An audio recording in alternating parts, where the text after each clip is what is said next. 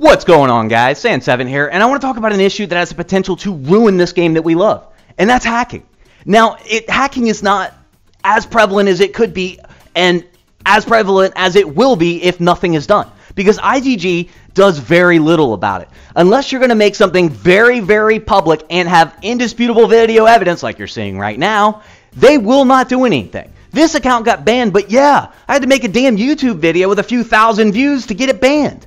Now, what can we do? Well, Sean, aka Ragonrok from Blood Knights, he's the leader of Blood Knights, has come up with an idea, the CC Roundtable, which is a group of members that are guild leaders, and this way we give everyone a voice. If you're not a guild leader, get your guild leader in this group, and I'll link the forum post in the description.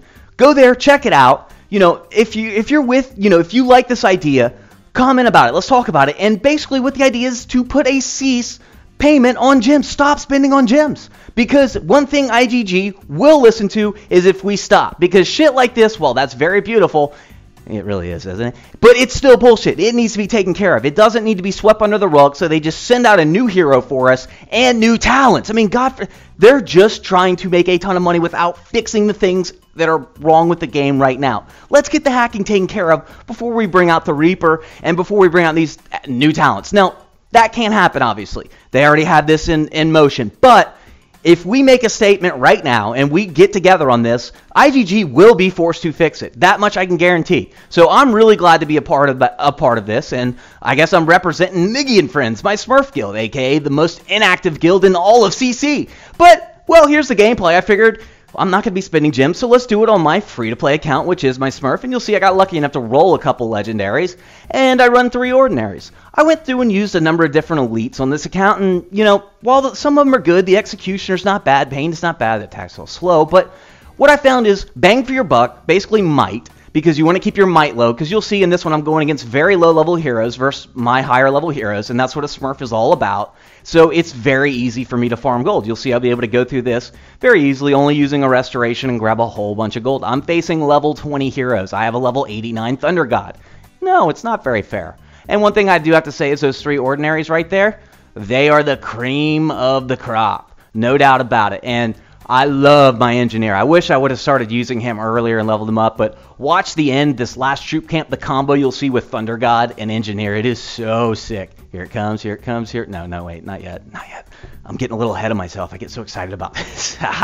Here we go. Thunder God's just going to, boom, pop him right there, and then engineer's just going to clean it up. Yeah, that AoE proc is awesome. I highly suggest him, so, all right.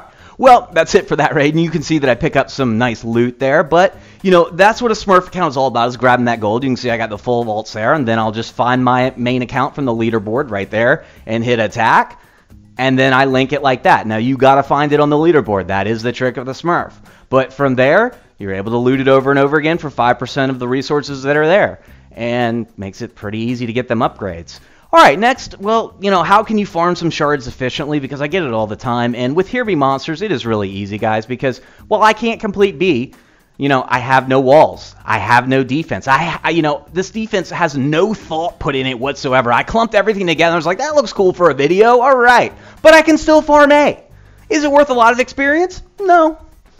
Does it give a lot of shards? No, not at all. But what it is consistency, and I can get 10 shards a pop.